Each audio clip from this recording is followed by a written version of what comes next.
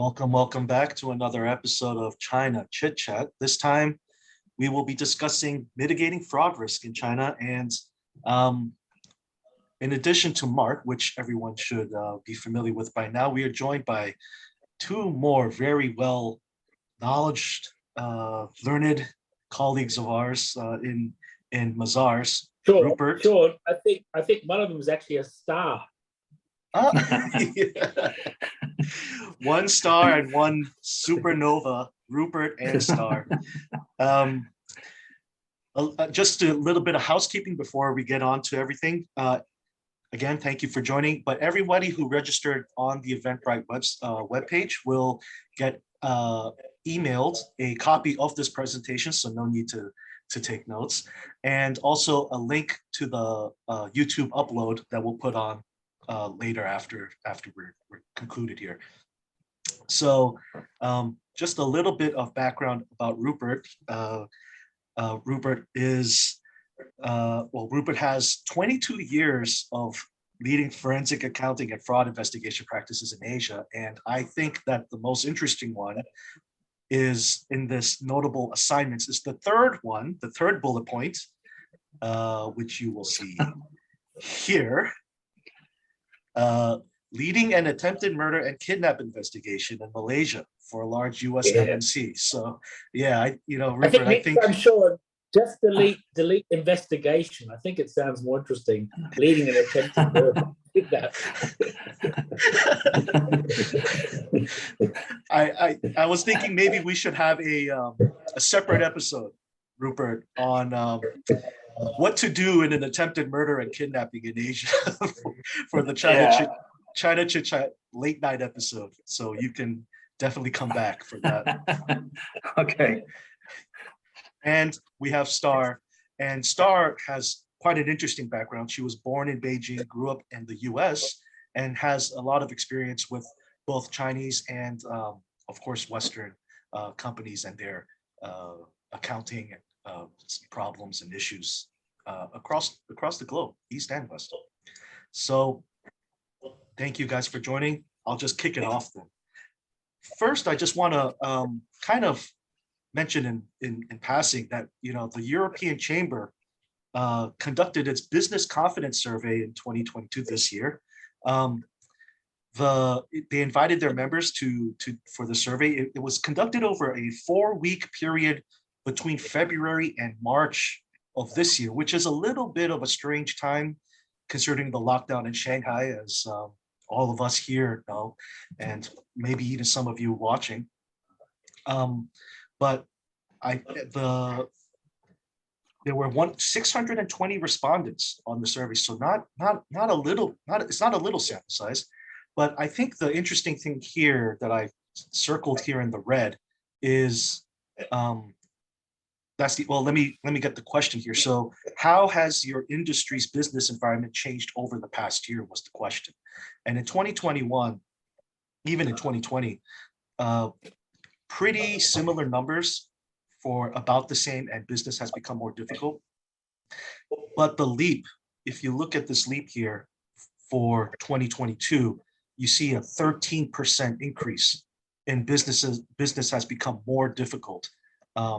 This, of course, is a 13% that has kind of moved from the about the same to it has become more difficult. So the reason why I put this here, and Rupert, you may want to give us your thoughts about this, but the kind of topic that we want to discuss today is the hypothesis is that travel has made it very difficult to keep an eye on your China business, and that can manifest itself in its accounting and the payrolls and things like that. So this is kind of the issue that we feel international businesses are being put in. Rupert, your thoughts on have you heard a lot of this from your clients? What do you think? Well, it's not just our clients who are having a problem with this. We are having a problem as investigators, because normally, our clients will engage us to investigate fraud and corruption in China. and then we will put the team together and go over there and to wherever the factory or business premises is. And then over the last 3 years, we've been unable to travel, and there's been some talk about doing our type of work. So, for instance, interviewing, review of books and records, digital forensic examination, that sort of thing. It's becoming incredibly difficult just for us to do our work. So for companies operating, well, let's say multinational companies or foreign companies doing business in China, their businesses have essentially been unsupervised for 3 years. And so just before we started off, we were talking about companies are posting fantastic pretty good records, pretty good results. How do you know? And that's the issue. I think maybe if I pass over to Star, I mean, she's been working on a case at the moment, which probably shows a fraud investigation case or accounts misstatement case, which sort of highlights some of the issues we've been having. Thanks, Rupert. Yeah, that the travel is really difficult for both us as well as our clients. Recently, we've seen quite a few of our clients come to us and seek our help in Hong Kong and China, purely because they haven't been able to travel to China or Hong Kong in the past 3 years. And these headquarters are based in the US and Europe. So one I saw was even based in Hong Kong with their factory right across the border in Dongguan. And because there's been restrictions from Hong Kong going into mainland China as well, the management at these companies have seen the GMs of the Chinese subsidiary, the Chinese factories, the Chinese sales offices, pretty much do whatever it is that they like, including stealing all of the business, setting up their own companies that is doing exactly the same thing across the border. And from Hong Kong and the US and Europe, there's just nothing they can do about it, because yes, we have Zoom, we have Teams, but that communication is just not the same as being able to travel into China and having that face-to-face connection and communication. Yeah, I said earlier, and maybe I should correct myself, that some of these side effects of not traveling, it can show up on books, but sometimes, like Star said, if they set up competing businesses, well, that's not exactly something that's just gonna show up somewhere, at least so obviously. And Mark, I'm going to get your opinion on this, but we were discussing before, Star, maybe you should break the news. Hong Kong has just made a pretty exciting announcement regarding travel, since we're on the topic. Yes, we were discussing that as we were, ramping up for this call and making sure all of our tech worked, is that Hong Kong just announced hot off. It is now 0 days of quarantine and 3 days of home isolation, or not really isolation, 3 days of what we call the Amber Code, which is you can go anywhere you like other than places you're required. But that's we've been waiting 2 years and 9 months for this, and it's definitely a move in the right direction. Now we're just looking at you guys in China to see what's going to happen there after the meetings in October. Yeah. So, Mark, any thoughts on this? Because I know you've written, quite extensively on this theory about business travel kind of leading to, some hidden issues bubbling up to the surface. What do you think? Yeah, so I think the slide which you showed before, I think that European, one has to be a little bit careful because I bet you in Europe and in America, 60% of people be saying business is getting more difficult this year as well. In Europe, we've got the Russians mobilizing their population, Putin threatening nuclear war, and inflation at like 18%. So I think is China becoming more difficult for business? Yeah, I'm not really fully convinced. It might be relatively stable, especially if Putin lets off some nuclear bombs.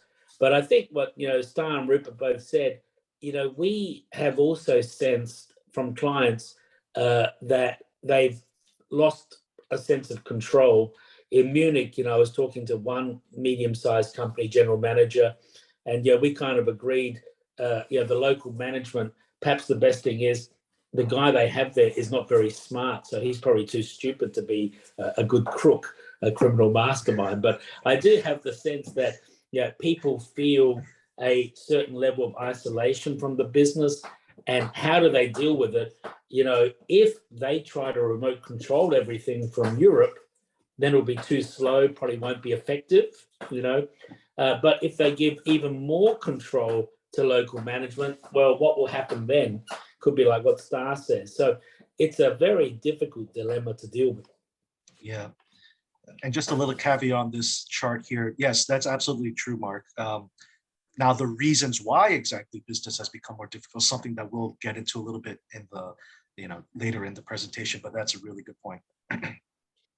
So another part of that same survey from the chamber was about the negative impacts of less business travel, and I thought it was very timely to put this graph in here. And I mean, these two right here, the extremely negative and negative, of course, is one could assume that it would be not good to have less business travel. And then on the right hand side, you will see the reasons why this has been negative. And I think this is a little bit more insightful. And this goes into a little bit about what all three of you were saying. The number one reason at 74%, difficulties just establishing and maintaining a relationship, to be honest. It doesn't necessarily have to be full-blown fraud or full-blown, they're opening up competing businesses or anything like that, but just maintaining some type of business relationship is just very difficult. And of course, securing new business comes in at number two, which I assume would also it's six in one hand, half dozen in the other compared to, number one.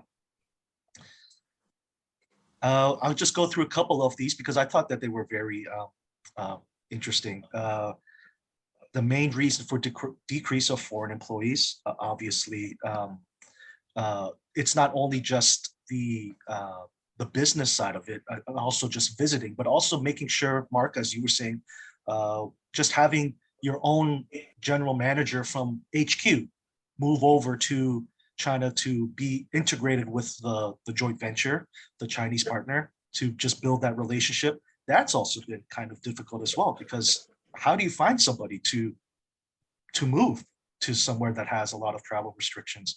I don't know if you've, Mark, maybe have you heard about that, where in Europe where you are?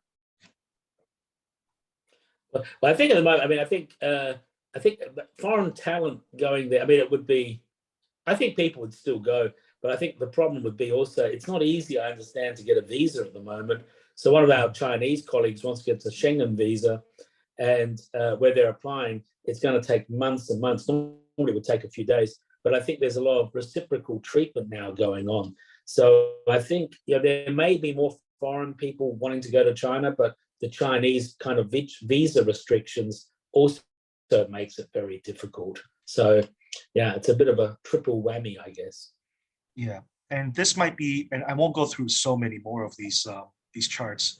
They'll be scattered throughout the presentation, but the consequences of having fewer employees, this might be more of a checklist of what you should do when you finally can, visit each other and travel. And I think interestingly, number two is no impact, but number one is the reduced transfer of know-how and best practices, which I think is probably, the key to corporate culture, right? So this is, probably where a lot of companies are waiting to. I see you smirking, Mark. I don't know. I just saw number 4. I think number 4 is pretty funny. Actually, improvement. Yeah. So, yeah, and this will be the last one here. But and this might go into some of the things that Rupert, Starr, and Mark, you guys might talk about a little bit later, is localization, just the importance of maybe it was that balance that you were talking about before, Mark. Should I kind of micromanage from overseas, or should I kind of cede some power to the local management so that they can be more nimble, more quick with the decisions. And you'll see here that actually over the last half decade, according to this graph, there has been in these two red circles here on the left, surprising amounts of significant and moderate localization when it comes in terms of the board and senior management. So that is a trend that may have been kind of postponed because of this this COVID era, but might continue once things pick back up, maybe after Hong Kong starts opening up. So Rupert, I think here we have kind of a fraud triangle of the different kind of factors that kind of relate into what can. So previously we just discussed kind of like the kind of symptoms, things that could be problems, less travel, less foreign know-how being transferred into the local management. But then this fraud triangle kind of shows, okay, this is what could happen because of those factors. Is that right? Yeah, well, I'll introduce this fraud triangle because it's really a starting point to understand why fraud and misconduct occurs. And then when you understand how it occurs, then you can do something about it. So this was introduced quite a long time ago by a criminologist called Cressy. And if you've studied criminology or you're a certified fraud examiner, you will study this in quite a lot of detail. And it's essentially said, and it's sort of applicable in a way to all crime or deviance, or doing, why do good people do the wrong thing? So if you start on, say, let's say opportunity is the obvious one, right? So that's down to things like internal control. So you need all these things: rationalization, opportunity, pressure. So let's start on opportunity. So it's essentially looking at how do you reduce fraud from an opportunity point of view, and that's to do with beefing up internal controls, not being able to circumvent management oversight, segregation of duties, all that sort of thing, but also just normal security. And in this day and age with online commerce, it speaks to all that side of things as well. The rationalization is really what's in the sort of mindset. It's sort of people who you've got to put your finger on why do people rationalize doing the wrong thing? Is it they're not being treated fairly, or for instance in the case of China, you often hear the case, oh, that's how business is done in China, that kind of thing. And then pressures. The pressure side is not just people worrying about money, running prestige, as it says here, but it's also things like it could be that people are in debt, particularly in this time where the job market is there's. In China now, it's being reported in some circles that in some of the cities there's 20% unemployment of people. You might not see this in the media, but this is sort of some of the figures that come out. This will create sort of pressure to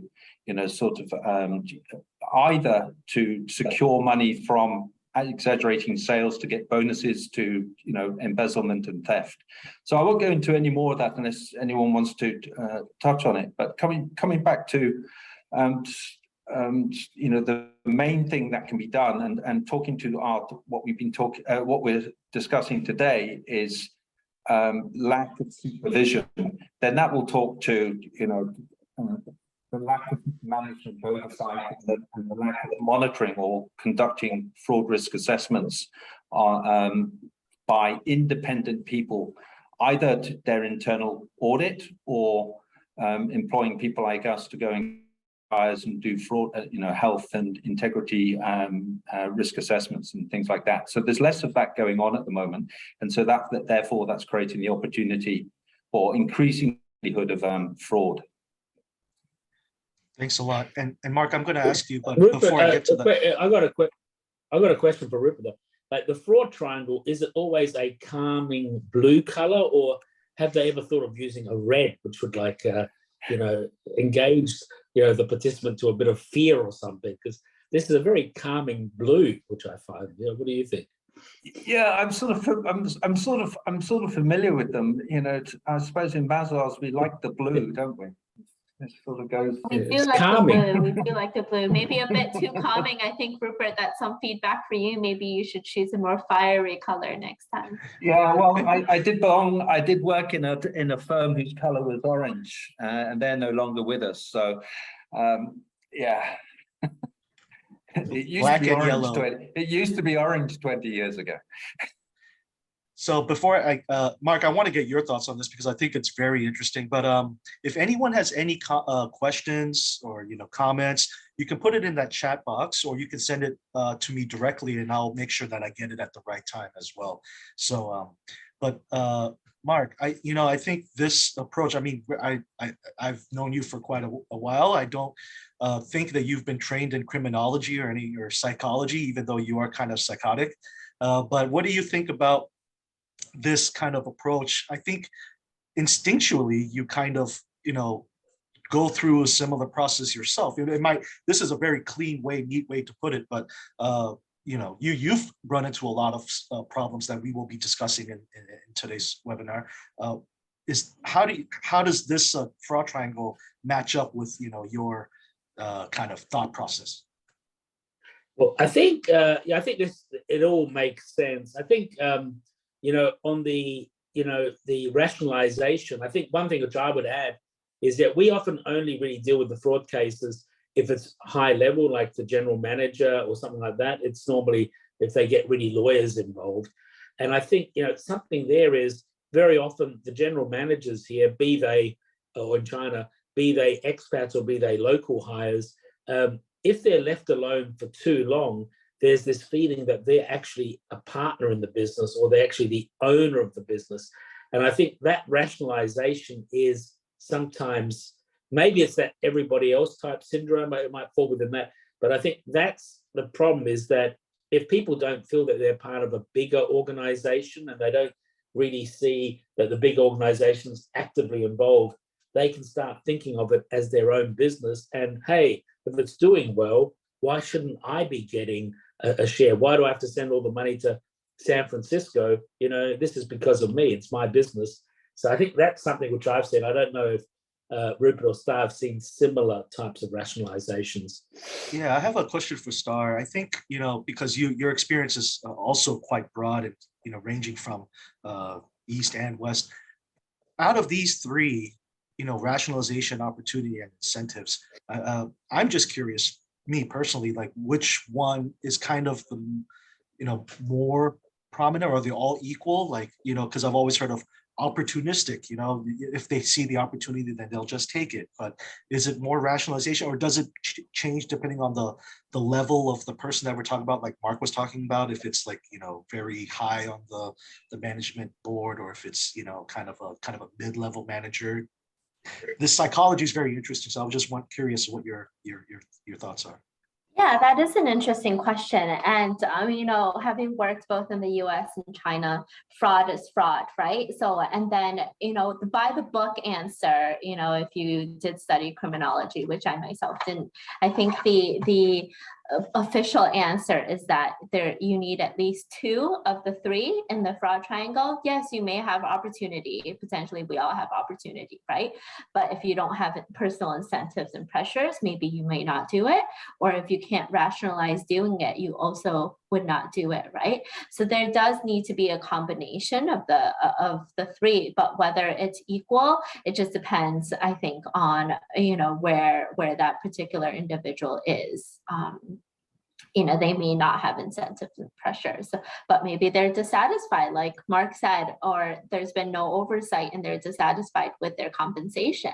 They feel that whoever is committing the fraud deserves a little bit more than what they're getting, right? And then the opportunity presents itself, and there you go. I think on out of these three, so when we do something like a fraud risk assessment or an FCPA risk assessment, the pressure is the difficult one to deal with, because the difficult one to measure, because you don't really know what pressures are. Sometimes when we do our background work on maybe a suspect, you may have a gambling issue, it may have a mistress, or all that kind of stuff, which would be a red flag. The rationalization is an important one, which is can be mitigated with things like I would say ethics policies and codes of conduct and things like that, which change the sort of the moral compass of a company. So you often read which is a nice company to work for and which is a bad one, and usually they list the top ones. But the opportunity side is, I think it's been born. It's a sort of the obvious one to deal with. I mean, I was brought up in the UK, and if an analogy would be speeding.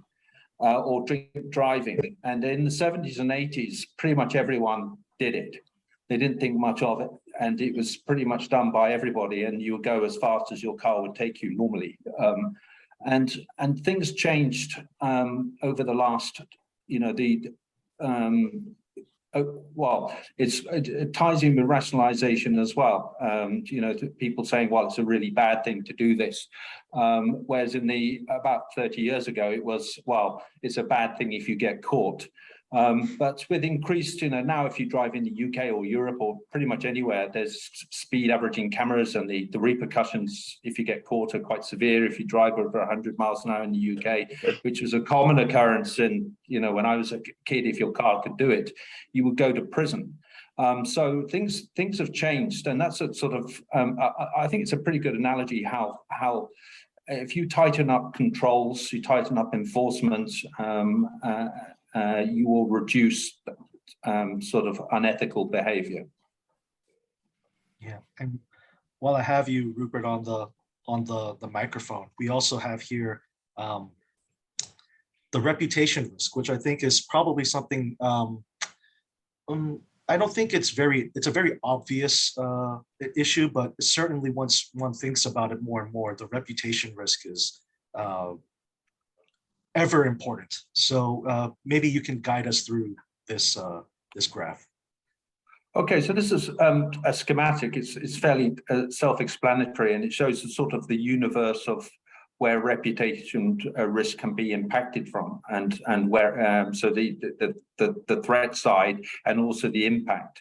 I mean, ultimately, if you lose, if your reputation is harmed, it'll hit your bottom line. So it'll have a financial impact. It'll hit your ability to hire good people or retain good people. No one wants to, it's a well-known fact that talented, able people will resign from unethical firms and move to better ones, and you'll be left with people with a greater lack of integrity. So the reputation risk, or you could say it's your brand, the brand of a company, is incredibly impacted by fraud, corruption, and the media or the poor media that will result from it. Yeah, Mark, I know that you've had clients in crises. I've seen you maneuver through that, and I've also heard you mention about reputation risk, which is kind of where I got introduced into the concept. What are your thoughts on how to manage, how risk management and reputational damage, how would you navigate like a client through these types of difficult situations? Well, it's not easy. I mean, it depends on what's happened, but I think the bottom line is, if a company, if they could imagine this appears in a newspaper, how they would feel about it, then they have to take action. So I think even if it costs a bit, I think for lawyers, we're always a bit I guess, protected because we do have to tell people to follow the law and all these kind of things. And so I think, for a lot of people, it can be sometimes the case that they just won't take any action, or, they may pay for the problem to go away.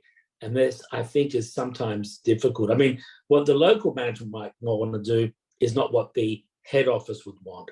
So I think on that, people have to be very wary that if they are confronted with something like this, that they don't turn it into, hushing it up.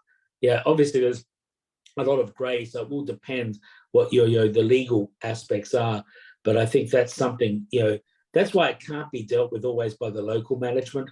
Like a PE house in America will have very strong compliance regulations, which a portfolio company in China may not really follow. So I guess that's going to be an important thing, is what does the owner think? What's the potential fallout beyond China? Because very often the local manager will only think about, what's it going to mean to China, but it may have a much, much bigger impact overseas. Yeah. Star, I'd like to get your thoughts. As Mark said, that, as a lawyer, as a law firm, it's hands are kind of tied sometimes just because of, it's very easy to say from a legal standpoint, one should do this, one should do that. But when you're more, I guess, looking at this from an auditing perspective, and you're speaking with your clients, how does that, like Mark said, sometimes one might take no action. You might take a little bit of action. From your experience, Star, like how does a client, weigh those options? What have you seen that the clients do, and what would you recommend? Maybe people, because these types of situations are often, I think, very sudden, very, violently coming up to the surface. So, maybe just some things that we can think about. Yeah, that's definitely really interesting, from a non-legal perspective, is when our clients face these kind of situations, what should they be doing first, right? And how can they proceed without panicking and trying to, and so what we normally recommend is, in this type of situation, for them to get all the facts first, right? And then that way they have a good starting point where they know exactly what's happening. Because a lot of times people come to us and they say, this is the background, this is what happened, how can you help? But as we start looking into things, everything, or not everything, a large percentage of what the parent company, either in the US or Europe, has told us, actually not what happened. But a lot of these, in a time of an urgent fraud or crisis, every minute counts, right? So when between the time they've come to us and engaged us, and we then go past, people can collude their stories, and by the time we get information, a significant amount of time has passed. So my number one recommendation in these scenarios would be try to speak to the management locally, try to find out what happened, so they have that written down so they can formulate a plan, hire advisors, and then they can work through on how to proceed. Thanks. I think I've also heard Mark say the first thing is just to get all the facts, because sometimes they don't have the full picture. So I think that's very good advice, Star. This kind of ties back into the opportunistic, the fraud triangle, and I just thought that it was interesting because given its given how important, how relatable it is, especially in today's environment. But all three of you have touched on it. It's kind of just these are the top challenges that the businesses who participated in that survey thought might be the biggest impact on their China business. And that little arrow on the bottom is kind of where I want to focus the attention. This is the part that I think was interesting. Some of these issues are beyond your control. These are not issues that you can really planned for or really kind of like COVID-19, like it's very, this is not something, inflation, like Mark said, inflation, but other things like talent attraction and retention, the number three greatest challenge according to the respondents. These are, and rising labor costs. Some of these things are definitely issues that one should, at least have some agency over. But anyways, I thought that was interesting because of the psychology slide. But my favorite Mark, though was somebody, but 20% of people put down internet speed. Like I'm having a little speed. bit. I'm having a little bit internet problem right. So I think on this, Sean, just looking at this, it's the same old problem. A lot of firms, particularly where they're looking for people with certain skills and talents, focus on that more than looking at integrity and background, and they inherit fraud risks by hiring fraudsters. And the reason for that is, first, they don't do pre-employment screening. They're not doing sufficient due diligence. And also, a lot of companies that conduct investigations and root out the bad apple, they just fire them. And then the workforce, better prepared to defraud, or trained up in a way to defraud their next employer. And this goes on. And there's some classic industries where this happens: energy, oil and gas, all the technical industries, pharmaceuticals and so forth. They will conduct their own, something will happen. Maybe the sales team have been engaged in expenses fraud to get, kickbacks and so forth from doctors or whatever. They investigate it. And then these junior people in sales teams, they're just fired. And then, of course, they've just hired, without having done pre-employment screening, straight into another company. And now they're forewarned of and better equipped to evade detection the next time round. And so this is something we really see. I suppose it comes down to, of course, we're going to say, do pre-employment screening. People tend to do screening of more senior people, of junior people, but they rarely do screening of senior people, because they get the headhunters to come in and they just want the right person, with the right skill sets and experience to fill that job position. And the same with, whatever, any sort of transaction type work. They'll do the legal due diligence and financial due diligence, but they rarely do the integrity and reputation and background and of individuals or of companies, which they really don't know the background of them and what they, because what's on the piece of paper isn't what's in reality in a third-tier city in China often. Yeah, I think we'll get into I don't know if it's in this slide, but I think the leakage and the, kind of the sneaking in of, extra liabilities that you might not, or hidden liabilities that you might not have known. That's a really good point, Rupert. Mark, this slide is something that you wanted to speak about, and it's about, kind of the foreseeable factors. These are things where you look in hindsight and go, oh yeah, that was definitely that was definitely a red flag. So maybe you just want to run through some of these foreseeable factors with us based on your experience. Yeah, I think we talked about poor oversight. I mean, this is also pre-COVID. There were a lot of people that would have a board meeting once a year. And so I think, that's always perhaps the single biggest, issue.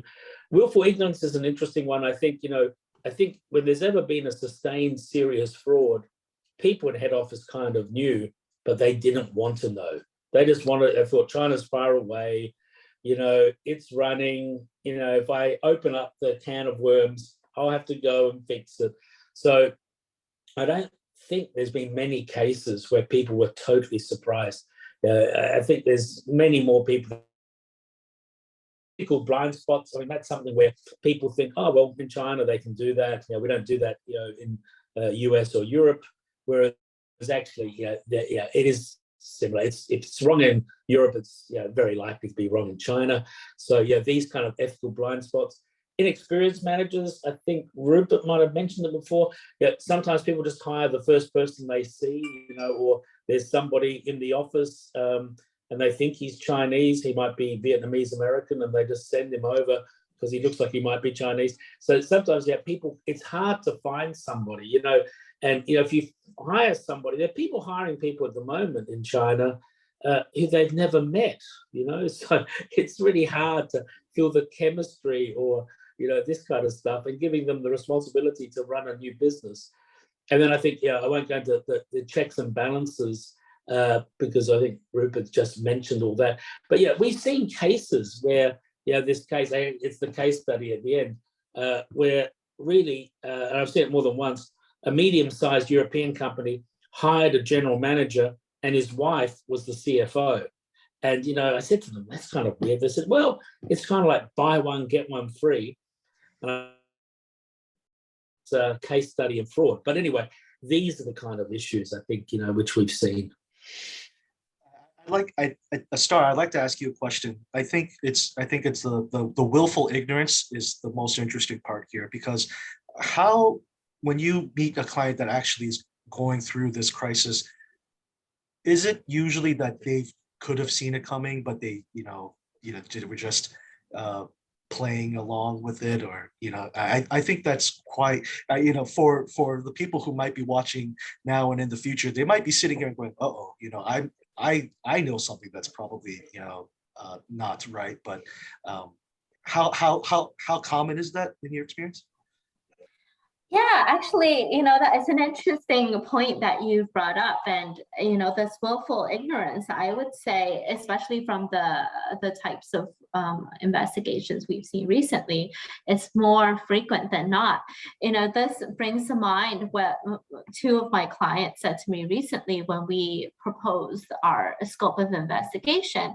Both, not related. They said, we completely trust the parties in China, doing whatever it is that they're doing. We have a great relationship. They're bringing in the money. They have great profits. We trust them.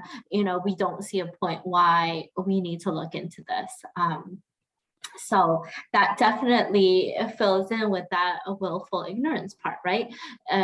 Things haven't changed much during COVID. They maintain that they have this trust with the individuals running the factories and the sales offices in China, and they're happy with the profits that are being brought in, right? And because of that, they almost turn a blind eye, saying, "Oh, we don't know what's happening there. We don't think there's anything happening there," despite the whistleblower coming out and saying, "Hey, you should look into this." Instead, telling us, we trust them completely. You won't find anything. We don't think there's anything there until we start looking. Yeah, I think it's, when times are good, everyone's, wants to dance, but when the music's done, Yeah. two of those three factors on the track. Yeah. Sure.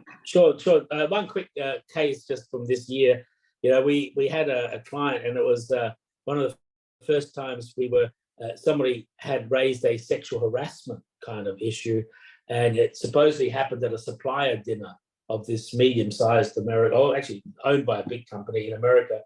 And anyway, we got some of the information, like the witness statements, and then it was kind of surprising that the general manager or the CEO of the China business, he was there, but then the first witness was his daughter, and she was there, and I thought, his daughter works in the company? No, she didn't work there, but she came to dinner. And then the next witness statement was his son-in-law, who also doesn't work in the company. And so, I know that the issue was about this sexual harassment case, but this was also kind of weird questions, to ask the Americans. I said, well, why is his family going to these, supplier dinners? It's strange. So I think people know, but they don't want to know. That's what they're trying to do.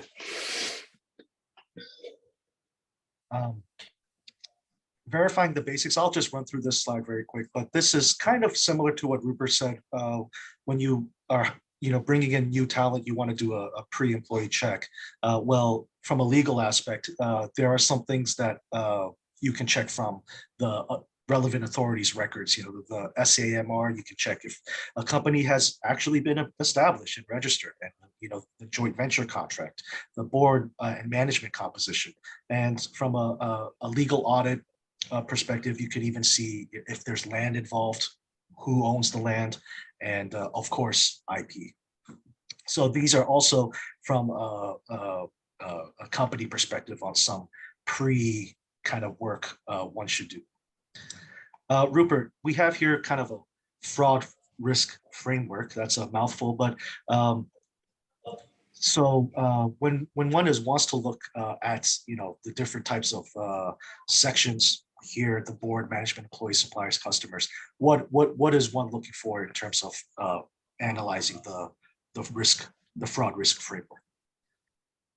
Well, when we normally do a fraud risk assessment, we really have, it depends on the nature of the company, and then we will sit down with that business unit to understand. So they understand their business, we understand the fraud risks and where they lie and how they come about, and then we'll put together a risk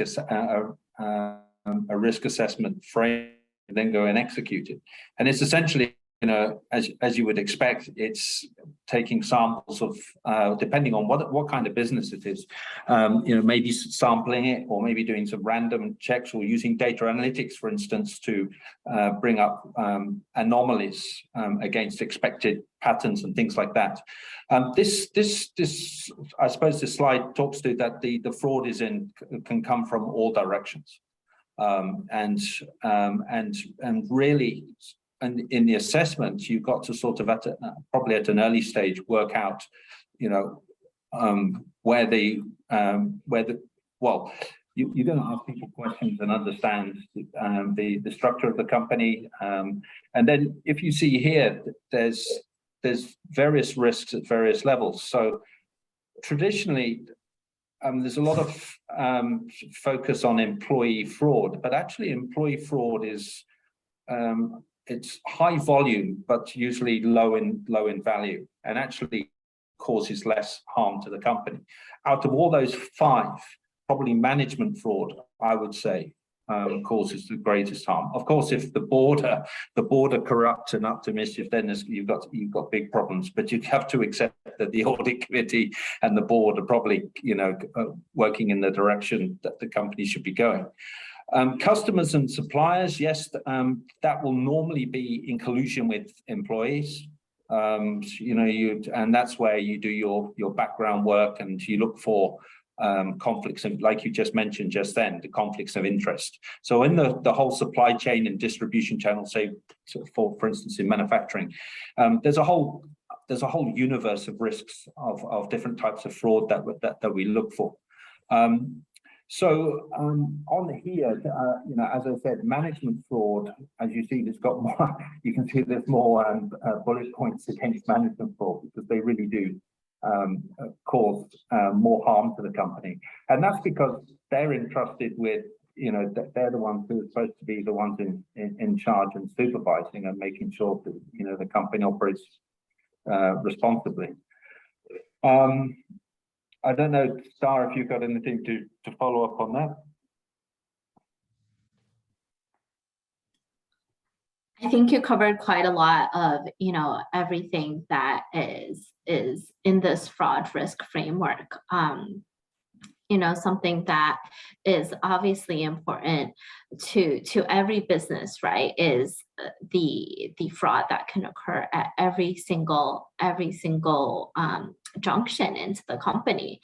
There's, while management fraud might be usually higher in value, but that doesn't mean employee fraud risk or supplier and customer fraud risk is any less important into both the reputation as well as being able to continue operations of a company and the branding and trustworthiness in the market. I think those are both great points by Rupert and Star. Mark, I just get your quick opinion. I think from a legal perspective, maybe your experience might be more on the management side because of the the severity of the issues. But maybe just quickly about what you think about the different levels of fraud here based off the management and employees. Yeah, we normally see manager employees, and employees, it's often then supplier fraud. I remember once someone told me there was this book in Chinese written like 999 ways to steal from your company. And, most people just thought, only 999 ways. So I guess, there's many, many different ways. So it can be complicated. Yeah, so we're going to talk, Mark, these are some of the common types that you've told me about, and we've mentioned these already, but maybe we could put a little bit more context or some examples of these three different common types of frauds, Mark. Well, I think Star mentioned it already. I mean, actually, these are a bit similar to these ones. Like I think Star just mentioned before that he has a client at the moment, I think it was in Dongguan, where the manager now is doing a parallel production. So I think that's quite common. The one with the most profitable section of the business, it's very often the case that people don't make a lot of profit in selling a piece of equipment.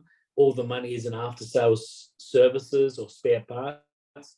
And so, the case, which I'll talk about a bit later, that very profitable business was put into a different business that was owned by the company. And so I think, there's many. I mean, the smaller ones are, the kickback schemes. And and I think that's probably what Rupert and Star would also echo. It's sometimes difficult to get companies because they don't want to know about it. They don't want to reach out to lawyers because they also feel that lawyers and fraud investigators will find something because that's kind of what they want to do. It's disruptive. It's a big cost. And so I think it'd be interesting to know what Rupert and Star think. How do you fight? How do you fight the inertia that not just willful ignorance, but there is a whistleblower and people just don't want to know. They just close it down. So I think, sorry. So I guess I kind of didn't answer the question, but I think there's many different types of fraud we see, but these are the major ones which we see when it involves management. Yeah, Rupert. I think if there's a regulator with a big stick telling you you've got to do something, like laws like the FCPA, it gets done. I have a very good friend who's a general manager in Wuhan of a European company, and I always said, "Oh, come on, how about giving us some work?" And he says, "You'll come in here and fire all my good people, and I'll have to find new ones." And so it's something in between. It's something in between there that you have. One of the cases, if it's involving, so for instance, we do quite a lot of work on intellectual property infringement, and that has a safety angle, and so therefore it's in everyone's interest to get to the bottom of it. If it's a handbag, maybe less so. If it's a part for a car or an aircraft or brakes or an airbag or something like that, then it's serious. So it depends.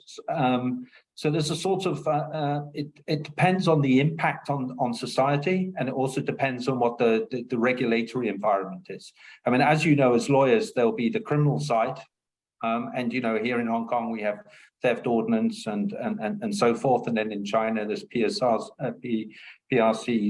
criminal law, and then in the various jurisdictions. And it'll stipulate, a criminal case of theft or deception or something like that.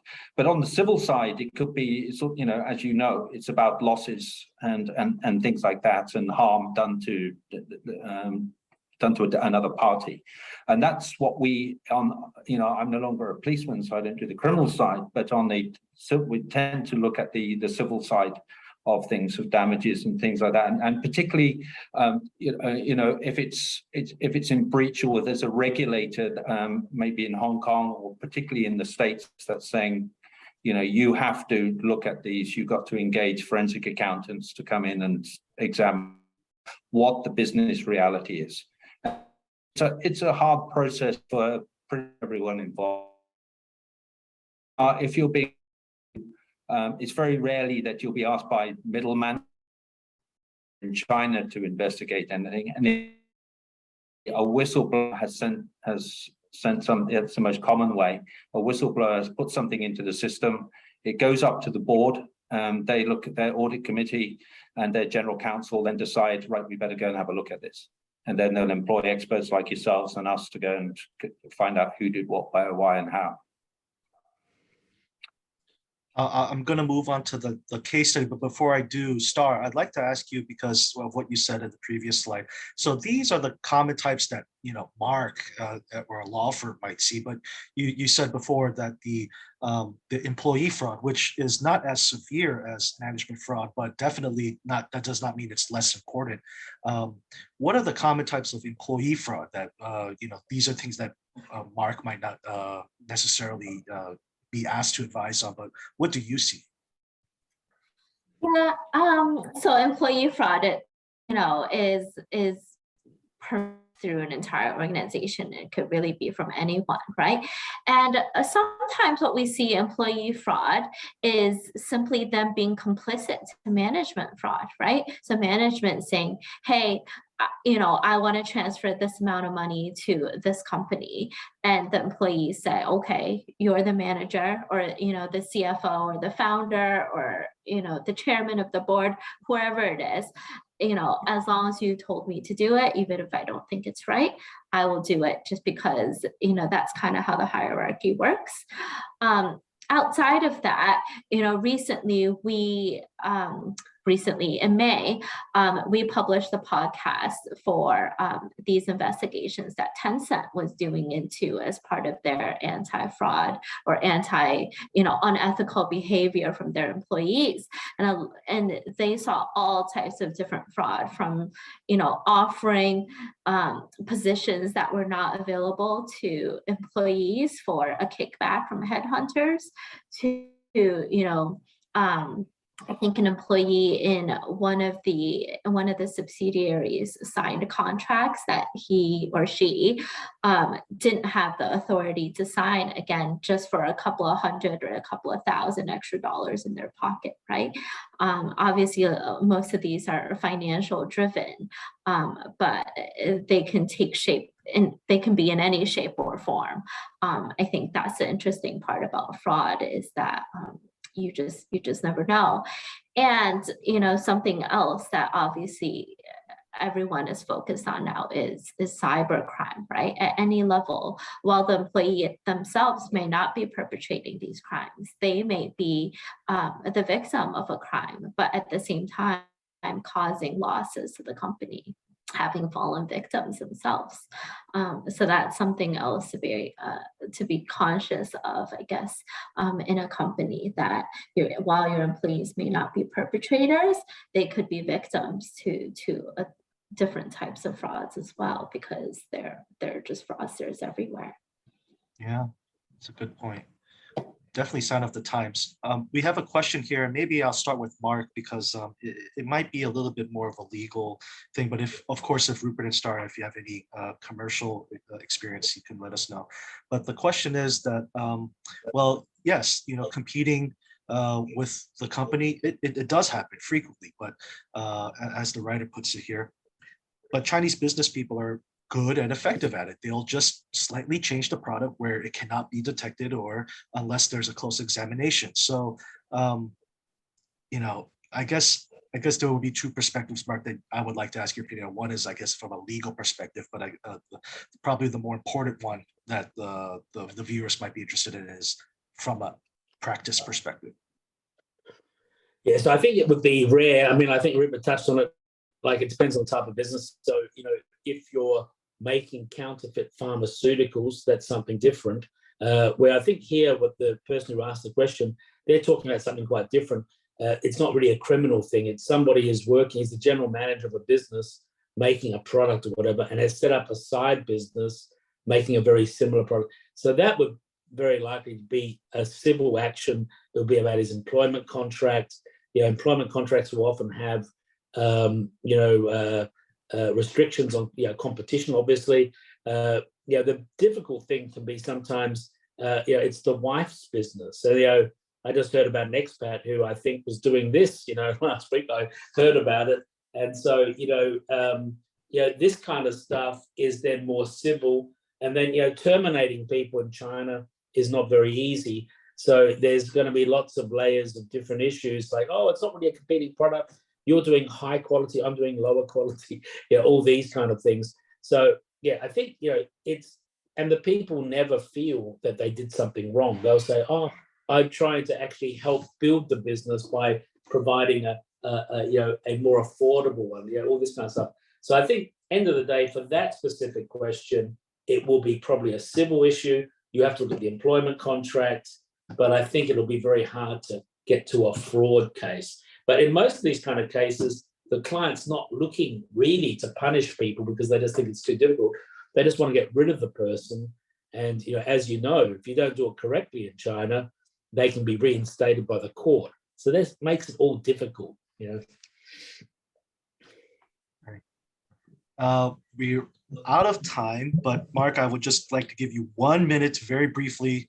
And of course, everybody will get a copy of this. Yeah, everyone will get a copy of this presentation so you could take a closer look at it at home. But if you could just talk 1 minute. this. Okay, I'll do it very quickly. So look, I think this case is primarily built on one case. And interestingly, something like 60% of fraud cases that we've been involved with involve somebody called Tony. So Tony, for me, is a red flag. If somebody's called Tony, I'm always a bit nervous about them. But anyway, so it was a German company. They had a business. It's not written here, but it was even more complicated.